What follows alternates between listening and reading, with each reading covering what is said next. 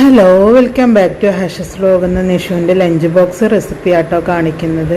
അപ്പോൾ ഒരു വെറൈറ്റി ഒന്നുമില്ല, തലേന്നത്തെ അതേ റെസിപ്പി മതി, അത് തന്നെ മതി എന്നാവൻ പറഞ്ഞിട്ടുണ്ടായിരുന്നത്. അവന് ഭയങ്കരമായിട്ട് ഇഷ്ടപ്പെട്ടു.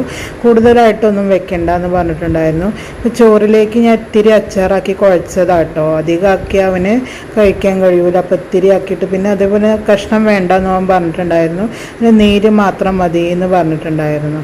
അപ്പോൾ അതാ പിന്നെ ഞാൻ ചെമ്മീൻ ഫ്രൈ ഇത്തിരി ആക്കി കൊടുക്കുന്നുണ്ട്. അത് തലേന്നുണ്ടായിരുന്നില്ല. അപ്പോൾ പിന്നെ അവൻ വേണ്ടാന്ന് പറഞ്ഞുകൊണ്ട് തന്നെയാണ് ഞാൻ ഇത്തിരി ആക്കി കൊടുത്തത്. ചിലപ്പോൾ അത് കഴിക്കില്ല.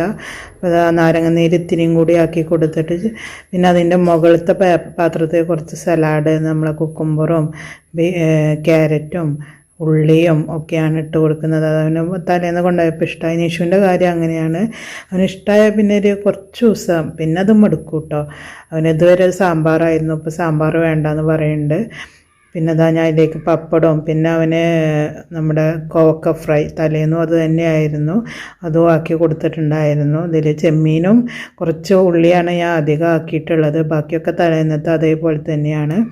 പിന്നെ അത് കഴിഞ്ഞിട്ട് പിന്നെ അവന് ഞാൻ സ്നാക്സായിട്ട് ഞാൻ റംബൂട്ടാനാട്ടോ ആക്കി കൊടുക്കുന്നത്. ഫ്രൂട്ട്സിൻ്റെ ഭയങ്കര ഇഷ്ടമുള്ളൊരു ഐറ്റമാണ് റംബൂട്ടാൻ. അപ്പോൾ അത് അവന് ആവശ്യത്തിനുള്ളത് ആക്കി കൊടുത്തിട്ടുണ്ട്.